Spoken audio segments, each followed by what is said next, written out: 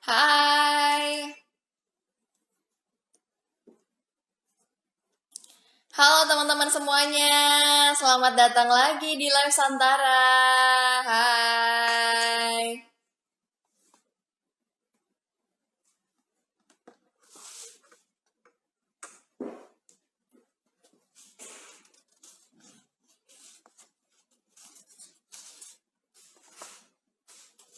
halo semuanya teman Santara, selamat datang, selamat sore, kembali lagi di live Instagram bersama Santara dan ada saya juga Nandina Bisnis seperti biasa sebagai moderator. Di live sore ini teman-teman kita bakal ngobrol-ngobrol sama Mas Niko Julius. Beliau adalah pakar Instagram marketing. Nah, nanti di sini teman-teman yang eh, punya platform Instagram buat mempromosikan bisnisnya dan menjadikan Instagram sebagai salah satu publikasi bisnis yang masif, ini bisa nanya ke Mas Niko, gimana sih Mas tips and triknya biar saya bisa mengoptimalisasi Instagram jualan saya biar biar makin laku gitu. Nah ini Mas Niko Julius adalah pakar Instagram, dia tahu seluk-beluk tentang Instagram, dia tahu gimana kapan waktu yang tepat buat posting misalnya gitu dan bagusnya tuh komennya tuh gimana gitu. Ini misal mungkin teman-teman banyak yang suka komen cek IG saya dong kak gitu kayak gitu-gitu tuh nanti akan dibahas semuanya sama Mas Niko Julius. Oke teman-teman semuanya sebentar lagi kita akan live bersama Mas Niko, langsung aja kita undang ya.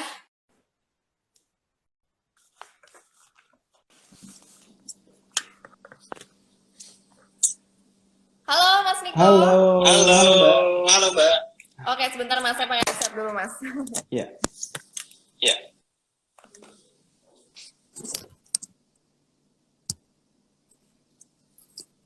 Oke, halo, udah jelas semuanya teman-teman, suaranya juga? ya, udah jelas. Udah ya? Halo Mas Niko Julius, Halo hai. Mbak. Dina. Halo, halo. Mbak Dina ya? Ya, bener. Lagi di mana ini Mas Niko, lagi di Oke, rumah? di rumah. Gimana kabarnya Mas? eh ya, masih sehat gitu ya. Yang penting stay safe, stay Iya, home aja sih masih. bener-bener bener. Yang penting sehat selalu ya Mas Niko ya. Mungkin Mas Niko bisa sapa-sapa Ya. dulu teman-teman Santara yang ada di Hai, sini. Kita halo. mau belajar-belajar sama Mas Niko. Ya, selamat sore teman-teman Santara dan teman-teman semua. Selamat sore dimanapun Anda berada. Oh ya, teman-teman saya juga nih ternyata. Iya nih kayaknya. Soalnya ini banyak dari pengikutnya Mas Niko juga. Oh, iya, iya. Oke, Mas Niko, sore ini kita mau ngebahas-bahas Ya, tentang Instagram marketing nih. Kan Mas Niko ini cukup pakar nih di bidang Instagram gitu. Mungkin banyak dari kita yang belum tahu apa sih, kalau kita ulik-ulik lebih dalam lagi tuh mungkin ada banyak hal yang tersembunyi dari Instagram gitu yang mungkin bisa dituturkan di sini gitu ya. iya. Jadi memang kalau kita bicara tentang Instagram sendiri, saya pribadi sebetulnya masih baru hitungannya kalau main Instagram gitu ya. Cuman kalau Mhm. bicara tentang digital marketing memang udah dari 2014 yang lalu. Tapi sekitar 5 Hmm. sampai 6 tahun terakhir saya tuh memang lebih banyak background di bidang iklan gitu ya. Jadi memang backgroundnya dari Facebook Ad, Instagram Ad, Google Ad, YouTube Ad, LinkedIn Ads, semuanya iklan pokoknya. Jadi memang saya Mhm. cukup banyak maksudnya praktikalnya itu di iklan gitu ya. Kalau organik sendiri di Instagram itu memang karena resolusi pribadi sebetulnya di Desember yang lalu ya, dari Desember 2019, pengennya 2020 itu saya lebih bangun personal branding sebetulnya kayak gitu. Jadi ya itulah Hmm. 17 Desember yang lalu sebetulnya baru Instagram ini dibuat dan ya sekarang udah lumayan karena banyak yang cukup suka juga dengan topik di Instagram sebenarnya sih kayak gitu. Nah, iya Mas Hmm. Niko ini followersnya udah sekitar 77.000 ya Mas ya kalau nggak salah ya. Ya, sekarang 77.000 ya. Oh, mantap Mas, mantap. Nah, kita mungkin mulai dari yang basic dulu aja ya, Mas, Ya, pertanyaan-pertanyaannya gitu. boleh Mbak Dina. Nah, kan Instagram sendiri kan biasanya kalau kita pakai kan buat media sosial nih, Mas ya, buat kalau Hmm, misalnya personal nih ya. kan. Nah, kalau misalnya buat bisnis nih, Mas, apa aja sih, Hmm. Mas, yang bisa kita optimalkan dari Instagram?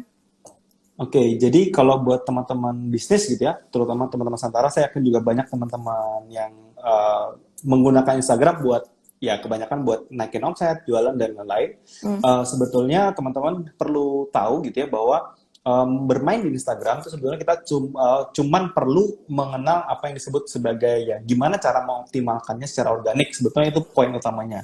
Nah, cara menggunakannya itu apa? Ya salah satunya adalah teman-teman harus tahu dulu tentang feature dari Instagram gitu ya. Nah, feature Instagram sendiri kan ada banyak gitu ya. Ada yang disebut dengan feed post, ada yang disebut dengan story, ada yang disebut dengan highlight, ada yang namanya bio, ada juga yang namanya DM. Jadi dari berbagai macam varian gitu ya, bentuk dari feature Instagram, maka berbeda juga fungsi masing-masingnya. Nah, itu sebenarnya kalau teman-teman ngerti cara pakainya, sebenarnya teman-teman akan bisa dapatin hasil yang sangat-sangat optimal gitu ya di Instagram sebetulnya. Itu juga yang saya pelajarin selama ya kurang lebih 4 sampai 5 bulan ini. Jadi dengan kita tahu gitu ya, feature ini fungsinya apa, kemudian kita balikin ke nature-nya utama.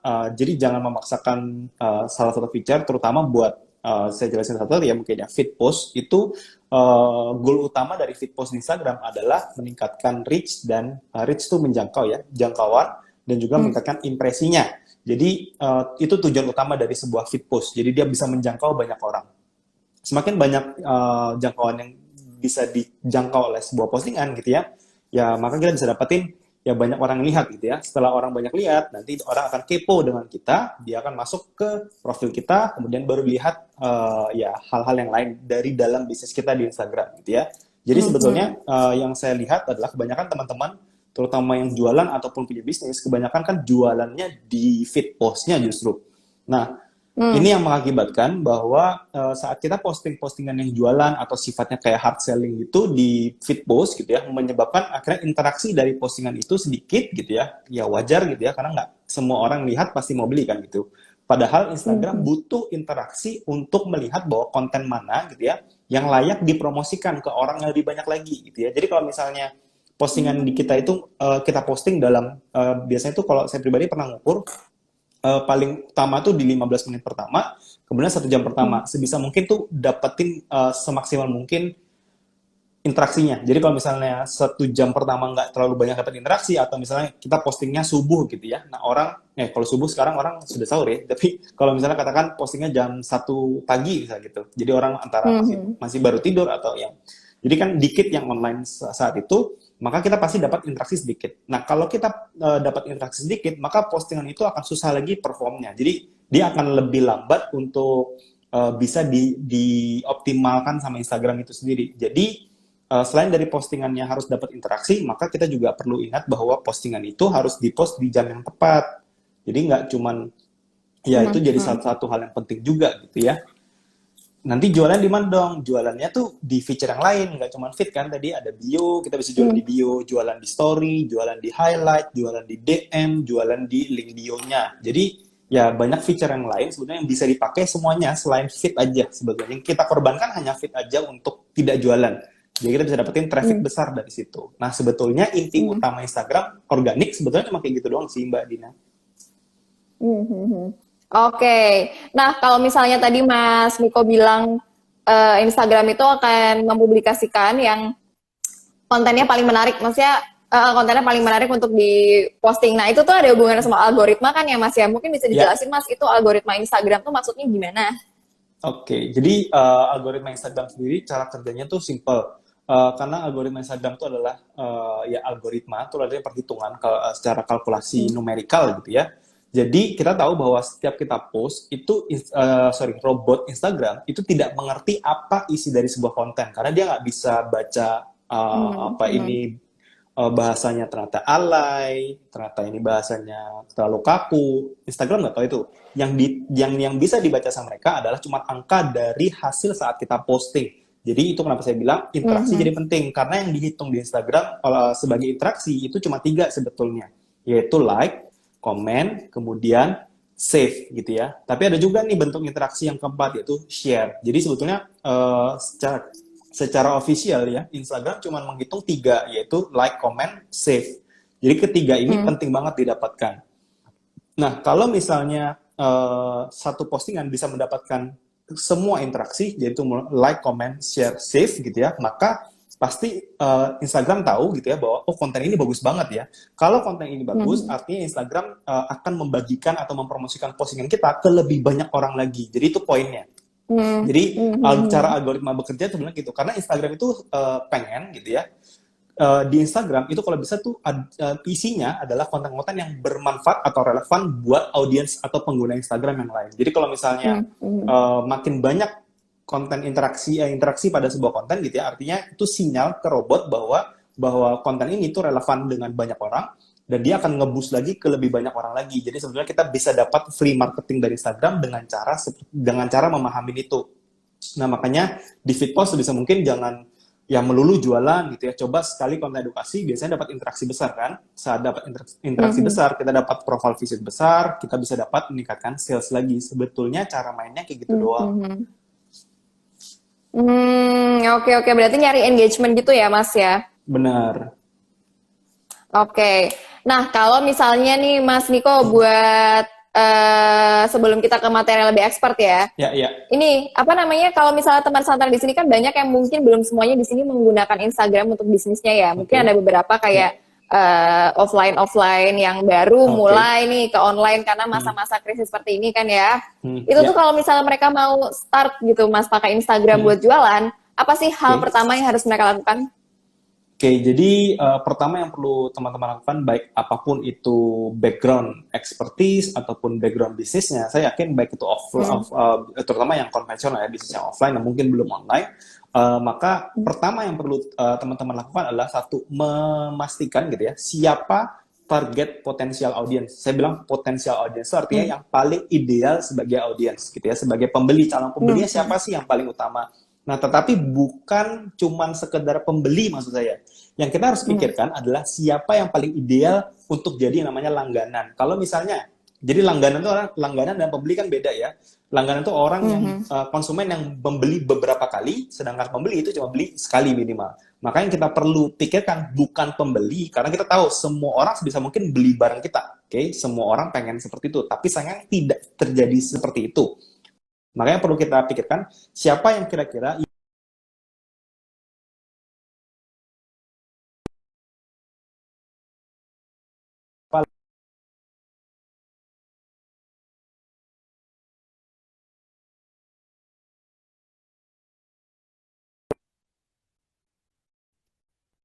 kayak gitu. Itu dulu yang pertama. Kalau sudah, baru nanti Anda pikirin kira-kira apa yang mereka butuhkan, konten apa. Katakan misalnya idealnya langganan Anda adalah misalnya ibu-ibu muda, katakan kira. Jadi ibu-ibu muda, nah ibu-ibu ini butuhnya apa? Katakan ibu-ibu muda sekarang kan butuh banyak lifestyle. Katakan berarti Anda bisa buat account yang isinya sharing tentang tips kesehatan atau tips diet, tips kecantikan, atau mungkin tentang resep makanan. Nah, resep makanan juga banyak gitu ya turunnya, resep makanan masakan Nusantara, Western, atau misalnya makanan yang simple, atau misalnya mungkin bahkan cake atau apa sih namanya, kue ya.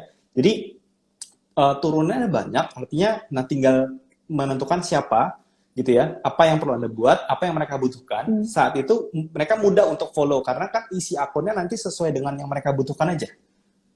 Artinya gini, misalnya nih, jadi ada juga kebetulan ada yang DM saya gitu ya, Mas, saya kan jualannya itu jualannya fashion gitu ya, tapi kalau saya buat akun yang lain, kan saya bingung nih, fashion itu apa, karena susah, saya nggak ngerti fashion, saya nggak ada edukasi fashion, tapi saya jualannya misalnya produk fashion buat perempuan. Ya udah saya bilang gini, karena udah tahu audiensnya adalah perempuan, maka apa yang mudah Anda cari? Misalnya, mudah nggak cari tips kecantikan atau tips tentang diet? Dia bilang, oh ya, itu lebih mudah. Dia bilang itu karena banyak kan literatur gitu ya. Jadi ya udah buat akun seperti itu. Karena logikanya seperti ini. Kalau misalnya orang-orang yang suka kecantikan, pasti kan isinya perempuan gitu ya. Ya walaupun ada laki-laki, mungkin sedikit kan, tapi karena mayoritas pasti nanti akunnya isinya perempuan gitu ya. Nah, perempuan kan yang suka kecantikan, boleh nggak jadi dia mungkin nggak dia tertarik dengan fashion? Artinya dia tertarik nggak buat beli baju? Ya kan namanya manusia banyak kebutuhan kan. Artinya selama profil orang atau profil audiensnya benar, sebetulnya mau dijualin apa aja sebetulnya nggak ada masalah selama masih relevan. Tapi kalau misalnya audiensnya misalnya Anda bangun akun buat kecantikan buat perempuan, tapi toto Anda jualnya spare part kendaraan motor, ya kan nggak masuk pasti. Jadi ya itu yang maksud saya, yang harus dipikirkan cuma dibayangkan cuma seperti itu caranya. Jadi ya namanya berpikir terbalik ya. Jadi memulai dari siapa yang profil paling ideal buat jadi langganan, kemudian lihat apa yang dia butuhkan di media sosial. Sebetulnya seperti itu. Oh, berarti penting banget makanya itu nentuin target market pada saat awal-awal ya, Mas ya? Benar-benar. Nah, oke. Terus gimana sih Mas caranya buat ningkatin followers secara organik di Instagram nih? Dan kalau misalnya orang itu baru mulai buat bikin akun Instagram, bisnis gitu kan, kira-kira berapa minimal postingan yang harus ada di situ gitu?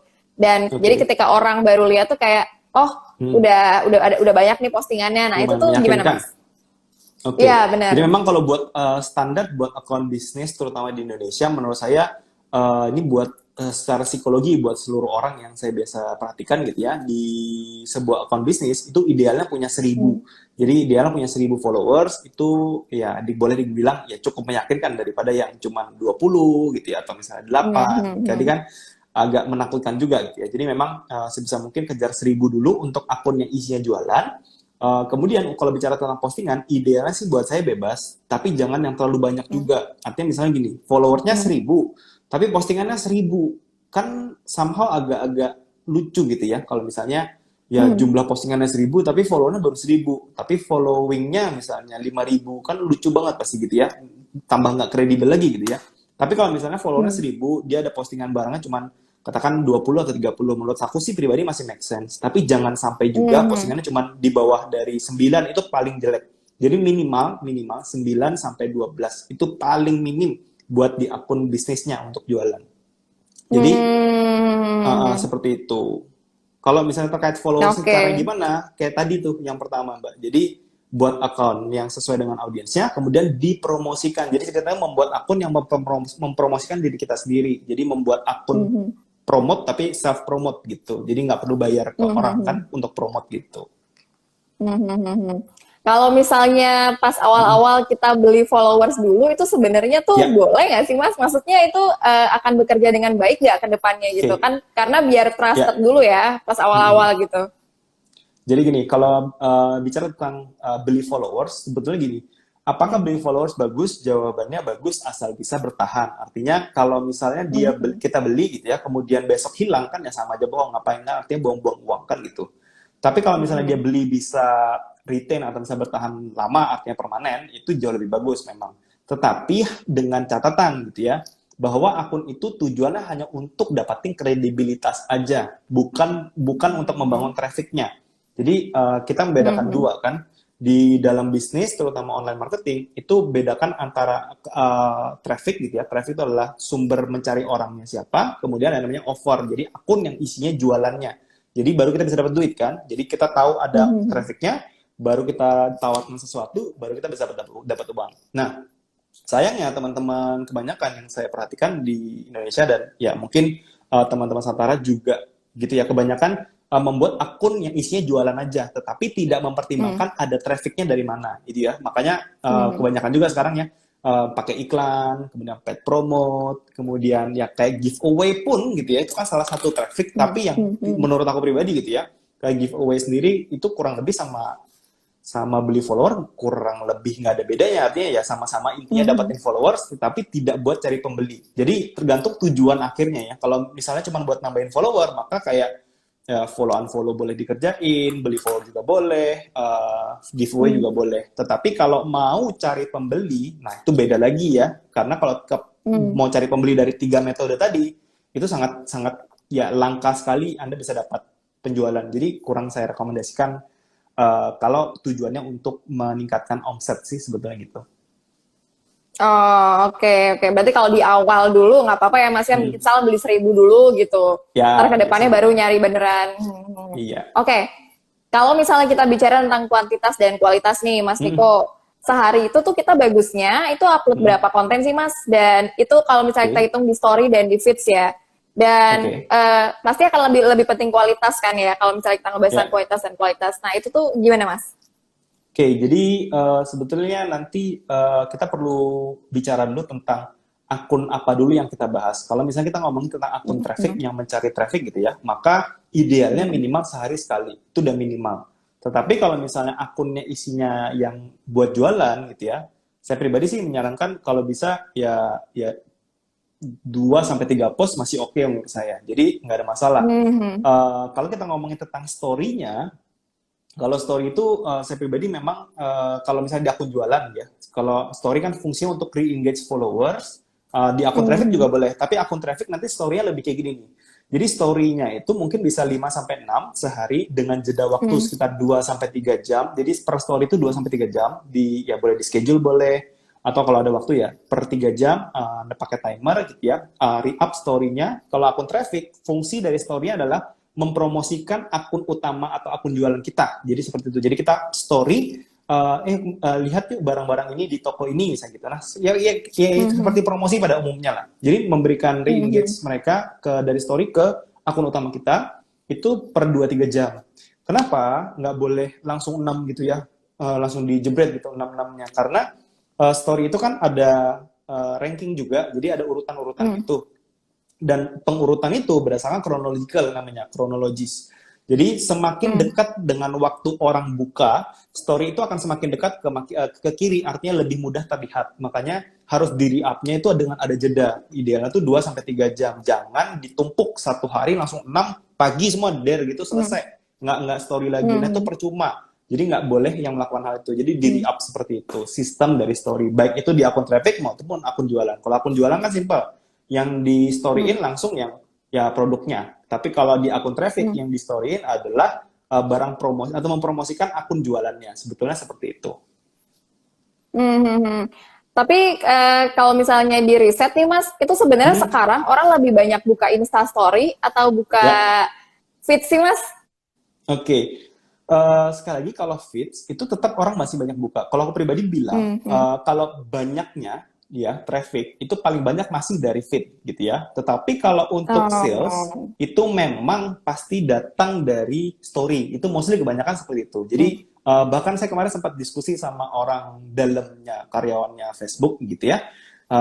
Bahkan mereka mengkonfirmasi bahwa jualan sales paling bagus dari Instastory memang dibandingkan dengan feed. Jadi ya itu juga artinya saya tahu bahwa ternyata memang kalau konversi jualan itu memang lebih menarik di story. Mungkin karena story kan bentuknya ya bergerak, ada animasi dan lain-lain. Jadi lebih captive atau lebih menarik di mata ketimbang Instagram feed atau postingan feed gitu ya. Oke. Nah, kalau misalnya kita pengen bikin konten yang bagus nih, kan tadi Mas Niko bilang kita harus tahu juga kan target market kita kayak gimana. Nah, kalau misal cara kita buat researching itu Mas, di dalam Instagram, kita mau ngulik Instagram, mau cari tahu profil market kita kayak gimana, itu tuh gimana Mas?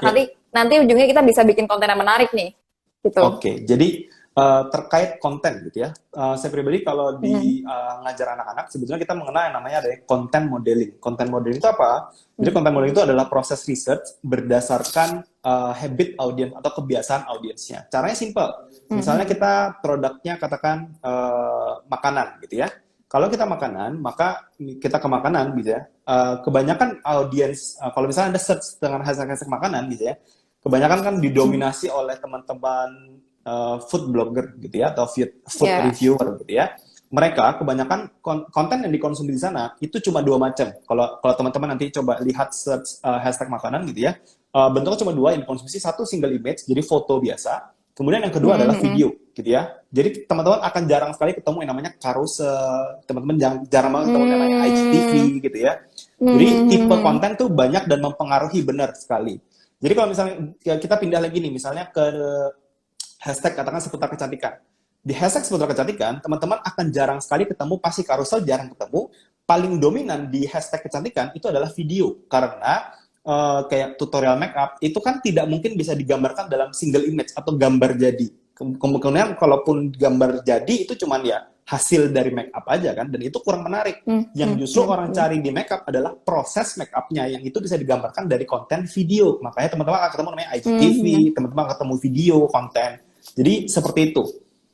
Jadi ya masing-masing. Tapi ada satu lagi misalnya, kalau teman-teman mungkin bermain di katakan audiensnya adalah orang-orang yang suka motivasi bisnis misalnya gitu ya. Nah, di sana itu karakternya lebih beda lagi, karena di sana mostly gitu ya, 80-90% kontennya itu adalah single image, tidak ada video, tidak ada carousel, ya semuanya rata-rata satu gambar, karena ya motivasi kan nggak mungkin ya kita baca motivasi tapi mau dengerin lama gitu kan jarang. Jadi orang bisa cuma baca satu quote gitu yang single image cukup. Jadi artinya teman-teman perlu melakukan yang namanya konten model itu adalah melihat dulu seperti apa yang audiens biasa konsumsi kontennya, baru teman-teman buat konten yang serupa. Jadi jangan membreakthrough ya. Jadi jangan memaksakan. Kayaknya saya lihat Mas Iko bagus nih pakai carousel. Ya udah pakai carousel gitu. Jawabannya enggak kayak gitu ya. Jadi balik ke audiensnya. Seperti itu. Oh gitu. Berarti research-nya tuh harus deep banget juga ya Mas ya? Iya dong. Nah, Mas, kan banyak nih ya kalau misalnya kita lihat di akun-akun selebgram gitu, banyak yang komen, cek IG kita dong Kak, keju mozzarella Malang dong Kak, yang kayak gitu-gitu kan ya. Nah, itu sebenarnya efektif nggak sih Mas buat ngiklan kayak gitu? Oke, jadi mungkin yang metode kayak gitu juga lumayan banyak saya dapatkan di postingan saya gitu ya. Kita sebut sebagai ya comment hijacker ya. Jadi ya mereka yang ngejek apa namanya, ya boleh dibilang kayak nyampah lah atau apapun itu gitu ya. Tetapi gini, boleh saya bilang metode itu pasti masih akan bisa menghasilkan sales gitu ya. Tetapi cuma terpaut gitu ya. Terpaut dengan etika, kemudian secara brand image orang yang melihat atau si calon audiens yang jangan-jangan kayaknya aku pernah beli nih gitu ya. Aku udah pernah beli sesuatu, tapi kok saat lihat sebuah brand nyampah gitu kan kayaknya aku jadi serem juga nih mau beli gitu ya. Jangan-jangan ntar kalau orang tahu aku beli produk yang sering dari brand yang sering nyampah, malas ini cari yang lain gitu. Jadi be careful dengan etika, karena etika itu arti gini, kita terutama di online sekarang itu mudah sekali kepleset. Artinya salah sedikit gitu ya, kita hilang bisnis kita. Jadi bisnis kita hancur seketika hanya karena kepleset sedikit. Nah itu teman-teman harus sadarin bahwa berhati-hatilah dengan itu. Walaupun saya bilang metode itu works nggak? Jawabannya works, masih works. Sama seperti kayak teman-teman ada di sebuah gate, katakan teman-teman masuk di jalan tol gitu ya, jalan tol dan itu macet. Nah, traffic semua ada di situ. Oke, attention semua ada di situ karena semua orang berada di situ. Kan traffic ada di situ. Kemudian ada orang jualan air masuk ke dalam tol. Laku nggak? Ya pasti ada yang laku kan, jawabannya gitu. Jadi itu yang kan hijacker juga kan tipenya mereka. Jadi di saat traffic di mana mereka hijack gitu. Jadi yang udah jelas-jelas tol tidak boleh ada orang jalan kaki, dia tetap masuk. Kenapa? Karena semua traffic ada di situ. Jadi traffic ada di situ, ya udah dia jualan gitu ya. Tetapi pertanyaannya adalah, ya ada nggak yang laku? Jawabannya ada gitu ya. Tetapi efisien dan efektif nggak? Jawabannya depends, balik ke masing-masing orang kan seperti itu. Jadi ya boleh saya bilang bisa dapetin sales, jawabannya bisa. Tetapi secara brand image itu kurang bagus. Jadi saran saya kalau misalnya mau bangun bisnis jangka panjang, sebaiknya jangan lakukan itu. Itu sih kalau dari saya. Dan kalaupun pengen harus smooth juga ya Mas ya? Ya. Kalau mau lebih soft lah. Nah Mas, ketika kita nge-upload foto nih di feeds, kita kan pasti pakai caption ya, dan sometimes tuh orang tuh berpikir keras banget nih buat sebuah caption di produk. Caption apa nih, bagus nggak ya? Nah, tapi nggak jarang tiba-tiba tetap aja ada yang nanya, Kak ini harganya berapa? Tetap aja ada yang nggak baca gitu. Nah sebenarnya nih Mas, idealnya kalau bikin caption di Instagram itu tuh bagusnya berapa panjang, dan sepenting apa sih caption gitu di Instagram, atau kita banyakin informasinya tuh di gambarnya aja gitu. Itu gimana Mas? Oke, jadi kalau kita terkait dengan behavior orang di Instagram, itu memang saya nggak bisa bilang bahwa semuanya pasti melihat gambar. Tetapi memang saya bisa bilang bahwa kebanyakan gitu ya, mereka akan lihat namanya content image dulu. Jadi yaitu gambar dari visualnya dulu gitu ya di Instagram, baru dia baca caption. Jadi jarang orang baca caption dulu baru baca gambar, kan lucu kan? Kita kan nggak mungkin ya baca caption habis itu kita penasaran toto gambarnya apa sih gitu, kan langka sekali di Instagram. Beda kalau kita baca berita, mungkin kita baca judulnya menarik baru kita lihat mana visualnya gitu.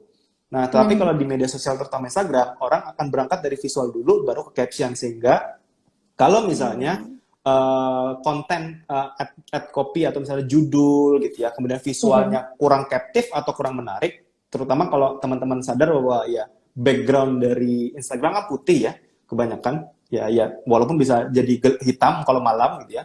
Tetapi kalau teman-teman sadarin, kalau dia backgroundnya putih, kemudian teman-teman pakai banyak tone warna belakang putih, itu bisa membunuh postingan kita. Artinya kita lebih susah untuk melihat postingan karena tone warnanya sama. Tetapi kalau misalnya ada distraction tone warna, misalnya jadi toto keluar merah gitu ya. Jadi kalau merah ketemu putih kan jadi sakit mata gitu ya. Ya nggak sakit mata juga sih, maksudnya jadi kayak lebih captive. Nah, orang akan stop dulu, baru dia bisa lihat captionnya seperti itu. Jadi kalau misalnya dia orang sudah baca caption, nah seberapa penting sekarang pertanyaan caption? Jadi caption sendiri itu ada beberapa studi gitu ya, yang saya pelajarin. Sebetulnya yang paling penting dari caption adalah sebetulnya kurang lebih ya 1-2 paragraf pertama. Jadi jarang orang baca sampai akhir kecuali itu memang sebuah satu cerita yang utuh gitu ya. Kalau misalnya bentuknya promosi, kalau teman-teman bentuknya ya kayak caption promosi, saran saya fokus dengan satu benefit utama di caption atas, karena orang jarang sekali di zaman sekarang yang beli sesuatu kalau tidak ada benefit buat dia. Artinya teman-teman jangan jual feature, teman-teman yang perlu masukkan di caption adalah benefitnya. Kalau misalnya kita jualannya baju gitu ya, saya dulu pernah jualan kacamata beberapa tahun yang lalu gitu ya. Di kacamata itu kan sesuatu yang biasa, umum sekali gitu ya. Tapi yang kita jual, yang kita masukkan di dalam caption bukan kacamata ini bagus loh, anti pecah dan lain-lain. Bukan seperti itu. Justru kita masukkan dari ini. Kalau kamu pakai kacamata ini, kamu bisa kegantengan kamu bisa meningkat 20%. Jadi seperti itu. Jadi memberikan apa ekspektasi mereka dari produknya kita. Jadi sebetulnya itu yang lebih orang sukain ketimbang ya kita cuma bilang bahwa kacamata ini keren banget loh. Kan itu kan mainly fokusnya ke produknya. Tetapi sebetulnya di caption orang butuh adalah seperti apa manfaat yang dia dapatkan gitu ya saat produk itu dia pakai atau dia rasain gitu ya. Misalnya kayak gini di caption untuk jualan produk. Biasanya gini, misalnya produknya jualannya makanan gitu ya. Misalnya gini, harum banget aroma teh ini misalnya gitu. Atau misalnya, harum banget aroma rempah-rempah ini. Orang membaca itu tuh secara nggak langsung kayaknya ada rempah-rempah apa ya, kayaknya enak. Jadi membahasakan itu membuat dengan bahasa gitu ya, permainan bahasa sebetulnya teman-teman bisa membuat secara visual merangsang orang untuk baca lebih lagi gitu ya. Oh ternyata rempah-rempahnya itu apa sih dan lain-lain. Baru orang akan baca lebih panjang lagi saat ada visual yang muncul di benaknya mereka di awal gitu ya. Jadi boleh dibilang ya 3-7 detik pertama, 3-5 detik lah boleh bilang. 3-5 detik pertama orang baca, ya artinya 3 detik berapa banyak sih yang bisa kita baca? Ya paling cuma satu paragraf kan, 2-3 kalimat. Nah itu yang paling vital sebetulnya dari sebuah caption. Oh, berarti tetap visual base-nya ya Mas ya? Ya. Dari awal ya. Dan berarti desain interface ini tuh penting ya Mas di Instagram, karena apalagi sekarang Instagram udah ada light and dark mode ya? Ya, benar-benar. Itu harus dipertimbangkan sih. Iya, bener-bener sih. Nah, kita masuk ke yang expert-expert nih, Mas. Kita ngebahas sekarang soal Instagram Ads nih. Ini udah banyak nih yang nggak sabar nih ngebahas Instagram Ads. Kalau misalnya para pelaku-pelaku bisnis yang udah agak lama nih, mungkin udah banyak yang menggunakan Instagram Ads. Dari Mas Niko sendiri nih, apa sih yang bisa kita lakukan supaya Ads-nya itu tuh optimal, Mas? Oke, bicara tentang ads ya. Jadi kalau bicara tentang ads tuh simple sebetulnya. Kalau Instagram sebetulnya poinnya sebenarnya sama, berlaku buat semuanya gitu ya. Nggak cuma yang lain. Tetapi poin utama dari social selling atau social media marketing, SMM kita sebutnya, itu adalah personalization. Artinya mempersonalkan konten. Coba kita bayangkan kalau kita punya uang gitu ya, kalau kita sebagai bisnis punya uang, bagus nggak kalau kita bisa ngiklan di TV atau media TV? Jawabannya bagus pasti, karena ya brand besar pakai TV kan, karena yang lihat banyak. Sekarang tapi sayangnya media konvensional seperti TV itu ada kelemahannya, yaitu kalau misalnya gini, harus menggunakan bahasa yang boleh dibilang bahasa ya nasional kan gitu. Karena kalau iklannya kita pakai bahasa untuk katakan ya di Jawa Timur menggunakan bahasa Jawa katakan gitu ya, dan maka orang-orang di selain Jawa Timur nggak akan ngerti itu iklan apa kan gitu. Artinya ya harus general sekali. Berbeda dengan iklan yang ada di yang ada yang bisa kita lakukan dengan platform online. Salah satunya Instagram Ads, di mana sebetulnya kita lebih bisa memfokuskan seperti ini. Katakan gitu ya, kita hanya bermain dari sisi psychological aja, yaitu personalization ini, di mana gini, iklan ini katakan kita target kepada mereka yang saya nggak tahu misalnya karena saya tempatnya di Surabaya gitu ya, katakan gini, kita jualannya ayam, oke, ayam goreng katakan gitu. Nah kemudian saya akan bilang, halo teman-teman, khusus nih buat kamu yang di Surabaya, karena saya iklan hanya di Surabaya gitu ya. Misalnya saya bilang, selamat buat kamu yang di Surabaya. Nah karena yang lihat iklan hanya orang Surabaya kan, tapi saat saya baca, saya merasa bahwa iya, saya lagi di Surabaya nih. Apaan nih? Jadi itu sesuatu yang bisa captive karena kita mempersonalisasi iklan tersebut. Jadi kalau misalnya hai buat kamu yang di Surabaya, atau misalnya gini, teman-teman yang mungkin pakai katakan di iklan kan Anda juga bisa mentarget berdasarkan device katakan gitu ya. Mungkin teman-teman menarget katakan iPhone. Jadi kalau teman-teman bisa langsung menarget iPhone, maka teman-teman langsung bisa membuat iklan seperti ini. Khusus buat kamu nih yang pakai iPhone. Nah karena yang dapat cuma iPhone, saat dia baca gitu ya, dia kan merasa bahwa iya ini gua banget gitu ya. Nah itulah keunggulan dari iklan di ya Instagram salah satunya, ya Facebook juga bisa, ya Google juga bisa. Jadi personalisasi itu membuat sebuah iklan jauh lebih besar gitu ya, mendapatkan respon atau feedback dari user karena kita bisa mempersonalisasinya. Baru jadi misalnya gini, buat kamu ini yang pakai iPhone, khusus buat kamu yang pakai iPhone misalnya gitu ya, kamu bisa beli ayam goreng kita hari ini, hari yang spesial gitu ya, dan lain-lain ya, sebutin dan akhirnya ya teman-teman bisa jelasin, tetapi mereka tertarik karena mereka bagian jadi menjadi orang khusus gitu ya yang bisa mendapatkan penawaran ini. Nah itulah sebetulnya kekuatan dari social selling sebetulnya. Jadi ya itu sebetulnya salah satu poin atau angle yang teman-teman bisa pakai dalam beriklan sebetulnya. Nggak cuman ya kalau bisa sih benefitnya semakin besar semakin baik. Benefit kan banyak gitu ya, bisa diskon, tapi diskon itu saya biasanya opsi paling terakhir. Jadi teman-teman bisa pakai free ongkir, kemudian bisa teman-teman kasih bonus yang lain. Ya banyak sebetulnya. Seperti itu sih. Yang penting bisa bisa menguntungkan buat customer dan customer juga merasa spesial gitu ya Mas ya? Ya benar sekali. Itu kekuatan yang tidak bisa didapatkan di media iklan konvensional. Bener. Terus ada nggak sih Mas rumus tertentu nih dalam memilih dan menentukan budget iklan atau paid promote di Instagram? Oke, jadi kalau terkait dengan iklan, kalau iklan saya bisa tahu gitu ya, tapi kalau paid promote itu sebetulnya saya pribadi pernah paid promote, cuman jarang karena saya merasa bahwa paid promote itu kayaknya cuman hanya sekedar buat awareness kan, jadi tidak fokus ke selling gitu ya, jadi cuman buat awareness. Daripada paid promote saya biasanya lebih prefer untuk endorse. Jadi endorse kan kita kasih dapat konten ya, artinya dapat sesuatu dari si yang pakai atau siapa yang makan kan gitu. Jadi saya lebih prefer kalau saya pribadi kalau nanya teman-teman nanya ke saya lebih prefer pakai endorse karena konten yang kita dapat mungkin gitu ya, mereka kita nggak dapetin sales gitu ya, tapi karena kita dapat konten tersebut bisa kita iklankan, itu poinnya gitu ya. Jadi bukan kita dapetin uang itu, dapetin penjualan bukan karena saat kita endorse atau ya mungkin paid promote, tetapi saat kita paid endorse gitu ya, kita dapat konten itulah yang kita bisa iklankan dan jauh lebih menarik daripada kita buat sendiri kan gitu ya.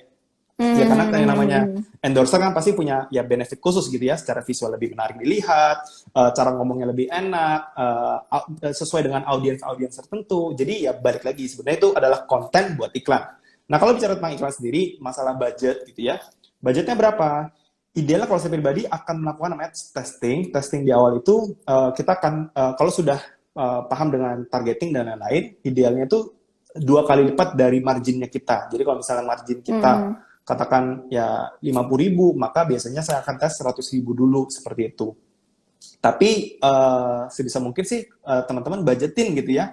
Karena kalau iklan itu juga nggak bakalan perform bagus kalau dia belum sampai gitu ya di angka tertentu. Saya pribadi jarang sekali mematikan iklan walaupun kita dalam posisi minus, itu sebelum dia mencapai 10.000 reach atau 10.000 jangkauan.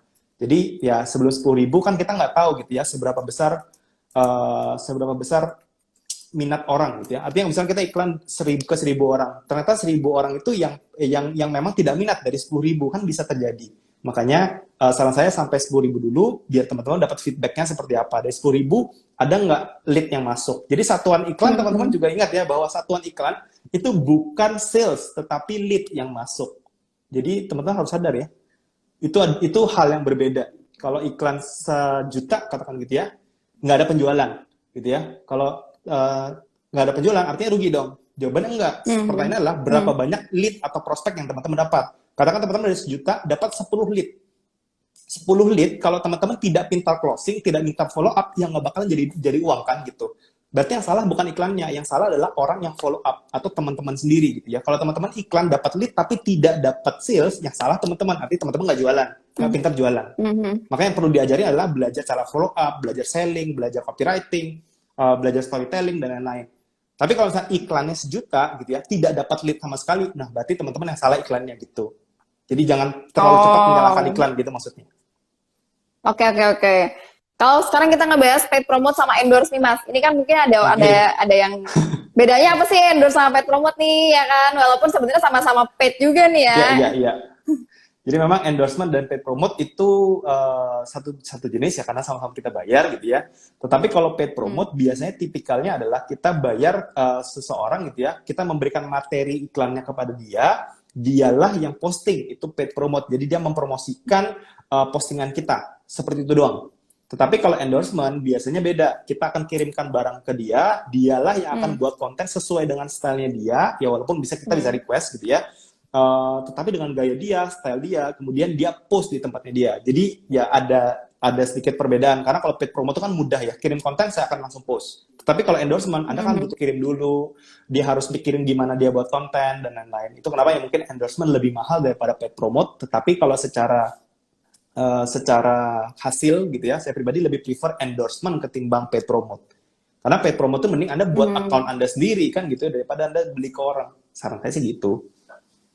Oke. Nah, kalau misalnya orang mau endorse atau paid promote nih ya, itu tuh mending kita tuh bayar mahal sekali atau 2 kali ke influencer-influencer besar, atau kita ke influencer-influencer yang mungkin nggak se-boom itu, cuman banyak gitu Mas, frekuen. Nah itu bagusnya yang mana Mas?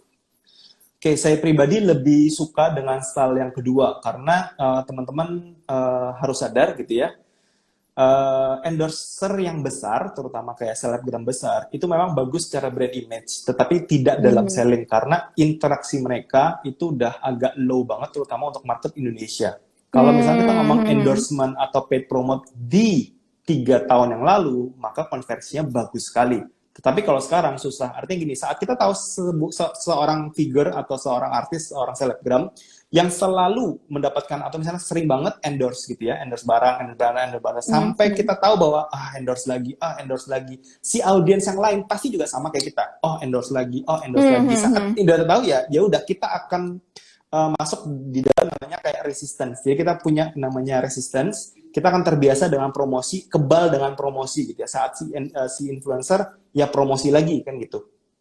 Nah, berbeda dengan micro influencer. Jadi micro influencer tuh mereka yang punya 5.000 followers. Jadi satuannya. Jadi yang disebut dengan micro influencer adalah yang 5.000 followers. Mereka tuh baru mau growth. Jadi mereka punya fans loyal. Walaupun sedikit, tapi kan harganya jauh lebih murah. Gitu ya. Tetapi potensi kita bisa dapatin konten, kita bisa dapatin potential buyers itu lebih besar daripada yang endorser besar gitu ya, karena engagement rate mereka tinggi sekali dan mereka punya basis fans yang masih belum tahu bahwa ya produk itu endorse banget gitu. Jadi ya sebetulnya itu kenapa saya lebih suka micro influencer ketimbang yang besar, kecuali kalau kita ngomongnya brand. Kalau kita ngomongin tentang brand image ya maka lebih baik influencer yang besar daripada yang kecil kan gitu. Tapi kalau teman-teman fokus ke sales gitu ya, atau mengenerate lebih besar awareness, saran saya lebih fokus dengan micro influencer itu lebih better atau lebih bijak lah.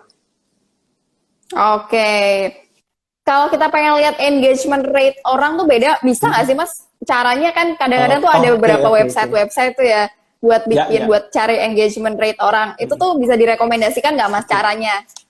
Oke, nah jadi memang ada satu, menurut saya nih, saya pribadi setelah saya banyak research deep tentang Instagram, saya merasa bahwa yang kebanyakan tools pihak ketiga, yang bahkan yang terkenal sekalipun, menurut saya invalid data engagement rate, yang boleh saya bilang saya bisa confirm itu, karena gini, engagement rate itu bukan dari account, yang teman-teman harus perhatikan. Karena kalau misalnya account, itu akan invalid datanya, teman-teman akan meleset banyak, saya bisa garansi. Karena engagement rate itu harus dihitung berdasarkan post-nya. let's say kita bicara kayak gini. Katakan saya influencer, saya boleh nggak suka dengan basket? Jawabannya boleh dong. Artinya suka-suka saya kan. Sekarang saya promosi makanan gitu ya. Waktu saya ngomongin makanan karena audiens saya basket gitu ya, bisa jadi jelek kan makanan ini. Artinya ya karena artinya irrelevant. Tetapi kalau misalnya teman-teman menghitung engagement rate keseluruhan, teman-teman bisa lihat bahwa engagement rate saya di basket itu tinggi sekali, katakan 20% gitu ya. Kemudian engagement rate postingan makanan saya waktu endorse itu cuma 1%. Artinya kalau kita rata-rata masih bagus dong, 20 plus 1 bagi 2 kan? Berarti saya punya engagement rate 10,5%. Bagus dong secara engagement rate. Karena kita kan harus bagi, itu kalau engagement rate akun kan, artinya keseluruhan, kita akan bagi engagement rate-nya. Tetapi kalau secara real kita bandingkan, saat postingan engagement rate di postingan makanan dia, itu cuma 1%. Kan jelek sekali artinya. Jadi teman-teman harus sadar bahwa engagement rate itu bukan dihitung berdasarkan total keseluruhan akun, di mana ya kebanyakan tools memberikan engagement rate akun yang boleh saya bilang itu invalid datanya. Padahal teman-teman harus perhatikan adalah lihat postingannya mana yang sesuai dengan temanya teman-teman. Katakan dia pernah posting tentang makanan, lihat engagement rate dia saat dia posting makanan, bagus nggak? Kalau misalnya bagus, maka teman-teman boleh pakai itu. Nah, cara hitung bagus gimana? Baru teman-teman hitung adalah like-nya, komennya. Kalau bisa nanya ada share, ada save nggak? Kalau misalnya 4 itu bisa teman-teman tanya gitu ya, itu akan lebih valid karena engagement rate itu dibagi dari 4 itu, bukan cuma sekedar like dan share, karena save juga salah satunya. Jadi engagement rate itu harusnya seperti itu. Cara hitung yang benar. Oke, berarti dipertimbangkan semua ya Mas ya?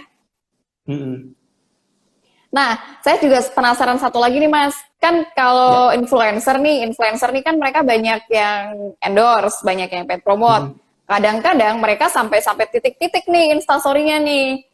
Kira-kira tuh ya kan? Nah, kira-kira tuh sebenarnya nih ya, kalau misalnya kita pengen endorse ke influencer kayak gitu, itu tuh efektif nggak sih Mas sebenarnya? Karena kan resiko orang-orang yang lihat kan bakal nge-skip nih Mas ya. Bagusnya nih sebenarnya influencer itu tuh harusnya ngepostnya tuh sehari berapa kali sih untuk sebuah paid promote atau endorsement ini? Saya penasaran aja sih sebenarnya. Saya pribadi sih jujur ya, kalau dari sisi sebagai influencer yang cuman dapat uang dari ya endorsement, maka saya pribadi akan bilang ya sebanyak-banyaknya dia akan, artinya gini, sebanyak-banyaknya saya dapat ya saya akan terima gitu ya. Artinya ya walaupun konsekuensinya adalah sampai postingan itu ya jadi titik-titik yang artinya bisa jadi si endorser tidak mendapatkan hasil dari kita, ya paling jelek buat kita, dia nggak akan order di kita lagi. Artinya kita kehilangan audiens kan gitu, kehilangan klien kan gitu ya. Ya sebetulnya itu jelek untuk si influencer itu sendiri sebetulnya. Kalau saya mungkin saya akan batasin diri saya sendiri mungkin sehari 6-11 misalnya maksimum. Karena kalau misalnya Anda underperformance, orang tidak akan repeat order, itu simple banget. Tapi walaupun kita dari sisi ya, kalau dari sisi yang lain sebetulnya ya susah juga ngomong ya. Saya sendiri juga di akun saya sendiri banyak orang yang minta endorsement, minta promote gitu ya. Tapi saya nggak pernah terima satupun karena saya memang tidak berharap uang dari situ. Jadi depends ke influencer itu sendiri. Jadi ya kayak gitu sih sebetulnya. Cuma saya sih berarti 6-11 maksimum. 6-11 ya maksimum ya? Oke, itu juga bisa jadi pertimbangan buat teman-teman yang pengen nge-endorse atau nge-paid promote selebgram nih ya yang ada di sini. Nih tadi ada pertanyaan nih Mas. Mas kalau kolaborasi dengan account sejenis gimana ya? Kolaborasinya itu sebetulnya dalam bentuk apa dulu? Tetapi kalau buat saya pribadi memang kolaborasi itu salah satu growth hack yang sangat positif dan sangat bagus. Walaupun Anda kompetitor.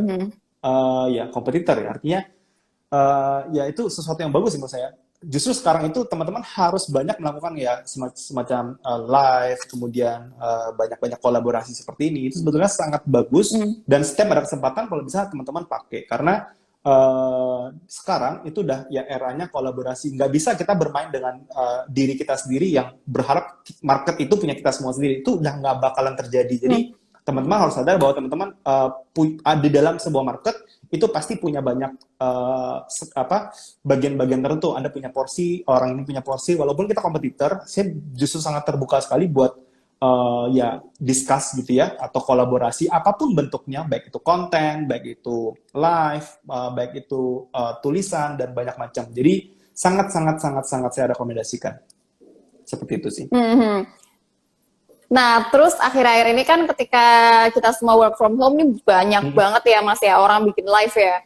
Ya, Kadang-kadang kalau misalnya kita buka Instagram itu tuh deret tuh live-nya tuh banyak banget. ya.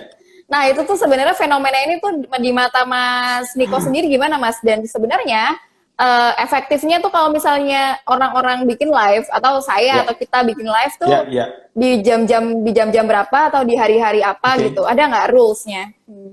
Oke, saya pribadi memang nggak terlalu jago ya masalah live. Cuman kalau dari beberapa teman-teman yang saya pelajarin gitu ya, memang live itu harus diberikan kayak semacam apa sih namanya? Kayak pengumuman gitu ya. Jadi dikasih pengumuman dulu tentang kapan live-nya itu untuk meningkatkan orang yang hadir gitu ya. Sebisa mungkin. Tetapi kalau misalnya kita ngomongin jam-jam live, menurut saya jam yang non produktif, artinya jam di mana orang buka Instagram itu yang paling ideal waktu live kita. Jadi misalnya after office, waktu jam istirahat. Tapi kan kalau istirahat mungkin orang makan atau ya butuh meeting dan lain-lain. Jadi idealnya sebetulnya jam-jam sore sampai malam itu yang paling bagus untuk live sebetulnya. Tetapi kalau di work from home ini sekarang sebetulnya ya karena orang lumayan banyak nganggur dalam tanda petik gitu ya, mau di jam berapa aja sebenarnya nggak ada masalah sih. Selama setiap kita memberikan live ini kan konten gitu ya, bentuk konten juga. Nah konten ini juga harus ada isinya. Artinya kalau misalnya kita nge-live gitu ya, tetapi isinya adalah apa sih namanya itu? Isinya promosi gitu ya, kayak product show gitu ya, jadi showcase gitu kan. Jadi ya orang akan ekspektasi saat saya live lagi atau kita live lagi, ya yang ngapain gitu ya. Jadi kurang menarik kan gitu. Makanya penting juga menyadari bahwa pastikan menyajikan sebuah konten yang valuable buat si audiens yang nonton biar dia akan ikut lagi ke next live. Karena kita nggak mungkin berharap orang ikut live ini tidak ikut lagi di live berikutnya seperti itu. Oke. Nah, untuk akhir-akhir ini Mas, selain Instagram, ini tuh yang lagi naik juga kan ada TikTok ya Mas ya? Ada TikTok nih, mungkin Mas Niko nggak tahu ya, cuman ini kenapa sih Mas, orang-orang yang main TikTok itu tuh nge-share-nya tetap di Instastory juga Mas? Yes, jadi memang itu fenomena yang menarik gitu ya. Kita udah saya pribadi udah pelajari ini dari 2019, memang dari sebelum TikTok seramai sekarang. Tapi memang di Indonesia itu memang rising star-nya itu satu TikTok yang boleh saya bilang cukup tinggi performance-nya, kemudian YouTube kedua, kemudian Instagram, kemudian LinkedIn, dan Facebook. Jadi itu urutannya berdasarkan ranking gitu ya. Jadi memang TikTok ini jadi newcomer gitu ya, newcomer yang menarik karena visualnya gitu ya, itu lebih menarik dan captive secara ada banyak audio dan musik gitu ya. Tetapi teman-teman perlu sadari bahwa TikTok itu tidak cuman sekarang, saya kasih tahu. Tidak sekedar cuman hanya untuk mereka yang joget, nyanyi atau entertainment gitu ya. Teman-teman yang bisnis pun bisa jualan di sana. Bisa memulai buat konten di sana, buat apa sih namanya? Branding di sana. Karena teman saya di Amerika itu pakai TikTok, dia jualan properti teman-teman. Itu bisa 1 bulan, dia bisa jual sampai ya 1 juta US dollar hanya dari TikTok. Dia tidak pakai iklan, tidak pakai Instagram, tidak pakai Facebook. Jadi it's a big thing. Jadi itu sesuatu yang besar. Jadi teman-teman harus sadar bahwa ya TikTok itu suka tidak suka, teman-teman harus nyemplung juga gitu ya. Walaupun saya pribadi masih susah banget ya. Jadi ya seperti itulah. Tapi saya mencoba memulai. Oh iya bener ya. Sekarang berarti TikTok tuh bukan cuma aplikasi joget gitu ya Mas ya? Bukan. Bisa dipakai promosi, bisa banget ya. Iya. Oke Mas. Coba ya saya lihat ada pertanyaan-pertanyaan nggak ya ini. Nih, bentar Mas, saya lihat lagi Mas. Oh ini dari Mas Rizky Rudians. Kalau mau target orang sekota gimana ya untuk bisnis kuliner? Ini kita ngebahas Instagram Ads nih. Kalau Instagram Ads kan simple, tinggal masukkan. Tapi kalau teman-teman jangan masukkan kota ya, teman-teman masukkan. Teman-teman harus sadari bahwa situ ada pilihan tentang people who live, ada people in this region. Itu teman-teman harus pilih di bagian demografik gitu ya. Teman-teman pastikan pilih mereka yang tinggal di area tertentu, bukan mereka yang ada di area itu. Kalau mereka yang ada, artinya pendatang di situ, orang bule masuk di situ, semua yang ada di situ akan kena iklannya. Tetapi kalau teman-teman mengatakan bahwa orang yang tinggal di situ, maka Facebook dan Instagram akan cariin orang yang secara domisili tinggalnya di situ dan berdasarkan IP address ataupun Wi-Fi-nya itu menggunakan IP lokal. Itu jauh lebih akurat. Selain dari teman-teman, saran saya jangan bukan mentarget yang namanya masukkan lokasi kota atau daerah, bukan, tetapi pakai Facebook Manager gitu ya. Itu teman-teman pakai PIN namanya. Drop pin ya, jadi teman-teman drop pin kemudian main di radius, jadi di radius aja daripada teman-teman ngasih spesifik area, masukkan spesifik kota. Jadi teman-teman fokus dengan drop pin itu lebih bagus. Jadi radius misalnya 10 km atau 5 km itu jauh lebih efektif dan efisien ketimbang target satu kota seperti itu. Oke, ini ada pertanyaan lagi dari @ericngr. Mana yang lebih baik nih Mas, Google Ads, Instagram Ads, atau Facebook Ads? Tergantung audiensnya. Kalau misalnya produk Anda adalah produk solusi yang dibutuhkan orang, yang dicari orang di internet, maka Google Ads jawabannya. Jadi itu lebih baik. Tetapi kalau misalnya produk kita atau produk Anda adalah produk yang sifatnya impulse buying, itu bermainnya di medsos seperti Instagram dan Facebook. Jadi sifatnya impulse buying itu kan misalnya jualan produk common ya, baju, makanan, itu yang mudah orang beli. Tapi kalau misalnya kita jualannya misalnya biji kopi, orang siapa di sosial media beli kayak gitu kan? Ya dia pasti belinya di Google, dia cari, dia kontak dan lain-lain seperti itu sih. Oke. Ini ada pertanyaan lagi Mas dari Bagus_Aditya. Mas, gimana sih cara konsisten posting? Susah banget soalnya. Jadi kalau misalnya konsisten posting itu balik ke personal ya, saya susah ngomong kalau itu ya. Artinya kalau kita masuk ke sekolah yang mahal sekalipun, kalau kita nggak rajin belajar, ya kita nggak bakal lulus. Simple banget. Bukan masalah karena kita tidak mampu masuk ke sekolah yang bagus kan, tetapi kalau kitanya tidak niat sekolah, ya susah mau ngomong. Sekolah sebagus apapun nggak bakalan bisa. Sama, strategi apapun yang kita ajarkan atau orang ajarkan kepada Anda tidak bakalan bisa works kalau Anda tidak komitmen melakukan kerjanya. Jadi ya sama, itu adalah ya satu sisi mata koin yang sama gitu ya, antara Anda mau kerjain sama tidak, itu ya urusan Anda sebetulnya. Tapi ya balik ke individunya, sebenarnya kayak gitu sih. Ada nggak sih Mas rekomendasi toolsnya kalau buat plan postingan itu? Kalau plan posting schedule ya maksudnya, itu saya pakai Facebook Creator Studio. Itu free dan official dari Facebook dan Instagram. Jadi kalau teman-teman juga mendengar bahwa pakai tools otomatis post itu bisa ke-ban, itu bohong sebohong-bohongnya, karena Facebook dan Instagram bahkan buat tools seperti itu. Jadi nggak mungkin di-ban karena teman-teman post. Tapi kalau teman-teman postnya karena pakai bot yang like, follow, ya itu bisa jadi. Karena Instagram tidak punya bot seperti itu. Artinya mereka tidak memperbolehkan itu.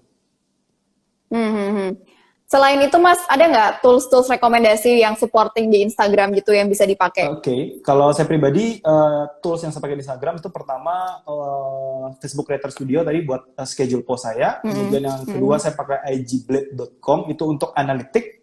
Kalau misalnya mau teman-teman pakai yang deep analytic-nya, bisa pakai Flickteck namanya. Itu saya pakai cuma 3 itu doang. Yang lain ada si Hype Auditor itu cuma buat reporting account yang ya kan lumayan mahal ya, jadi saya kurang preferensi. Cuma 3 itu sih kalau yang saya pakai. Saya cuma pakai tools hanya untuk schedule post dan untuk baca analitik. Sisanya nggak ada. Oh, dan satu lagi PowerPoint buat konten. Oh, pakai PowerPoint Mas? Pakai PowerPoint. Ini teman-teman tak penasaran lagi. Ini kebanyakan nanya nih Mas, kayaknya di sini banyak yang pelaku bisnis F&B. Mas Niko, gimana sih kalau bikin postingan food and beverage yang menarik di Instagram? Jadi kalau food and beverage itu banyakin satu video visual orang saat makan, karena itu jauh lebih engaging dan lebih captive ketimbang cuma gambar foto makanannya aja. Atau bahkan teman-teman pakai, saran saya jangan pernah pakai foto makanan yang diedit dengan banyak bunga-bunga kotak dan lain-lain, karena orang itu lebih suka lihat makanan yang apa adanya gitu ya, karena dia bisa berekspektasi. Jangan sampai dia membuat ekspektasi bahwa ini kayaknya editan, jangan-jangan waktu datang warnanya nggak merah gitu ya, waktu di foto merah kan gitu. Jadi lebih bagus foto yang apa adanya, kalau bisa pakai yang HDR biar lebih tajam. Kalau bisa lebih bagus lagi adalah video saat orang consume, saat orang makan, karena orang bisa merasakan atau melihat secara visual seperti apa saat dia gigit, saat dia makan gitu ya, seperti apa bunyinya, crunchy-nya kah, empuknya kah, nah seperti itu. Oh, oke oke oke. Bikin orang ngerasain gitu Mas ya. Ya, benar sekali. Nah, kalau sekarang nih Mas, apakah ada Mas update-update terbaru dari Instagram yang bisa dioptimasi oleh para pelaku bisnis selain yang udah ada gitu?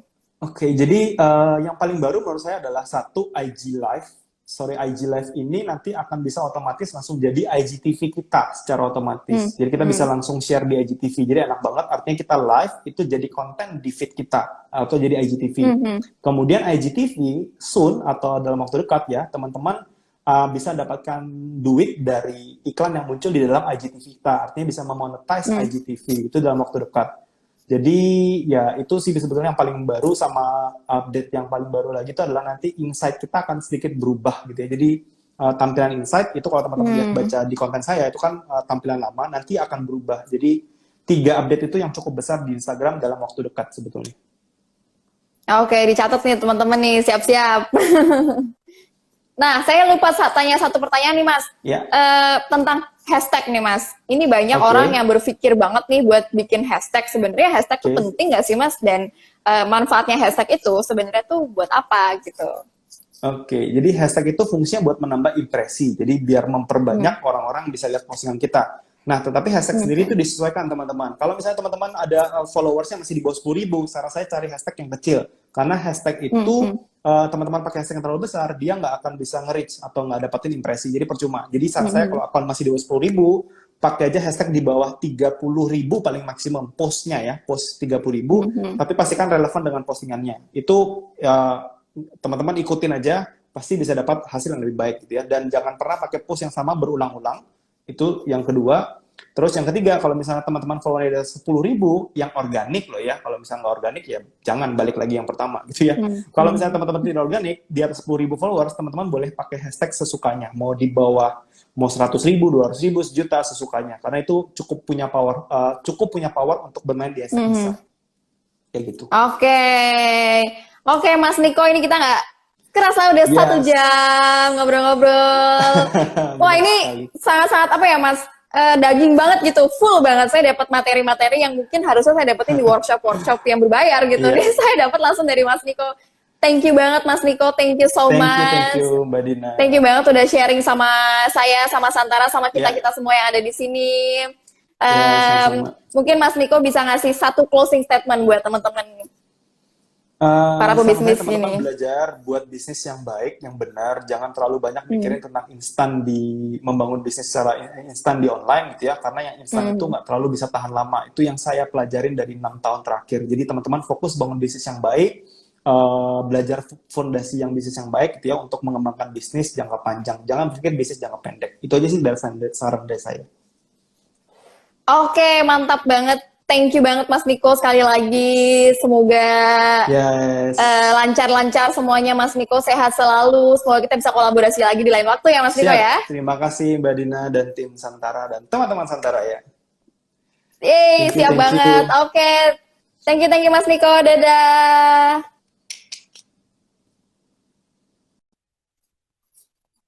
Nah, teman-teman semuanya, itu tadi sharing Instagram bersama Mas Niko Julius. Semoga teman-teman bisa dapat manfaatnya dari Instagram Live hari ini. Dan tenang aja buat yang baru join, nggak apa-apa. Karena ini nanti live-nya bakal disimpan dan juga akan di-upload ulang di YouTube gitu. Jadi teman-teman masih bisa nonton live-live yang kemarin-kemarin juga masih bisa nonton semuanya di-upload dan di YouTube Santara Official. Jadi terima kasih banyak teman-teman semua yang udah datang ke sini. Komen ya di Instagram Santara, kira-kira mau ngundang siapa lagi sih di live kali ini buat ngobrol-ngobrol sama aku dan sama teman-teman semuanya. Komen di Instagram Santara, terus update di Instagramnya @santara.co.id. Jangan lupa download aplikasi Santara biar nggak ketinggalan update terbaru yang bagus-bagus. Oke? Baiklah teman-teman semuanya, terima kasih banyak sudah hadir dan berpartisipasi di live kali ini. Saya Nadine Agis nih pamit undur diri. Sampai jumpa dan selamat berbuka puasa.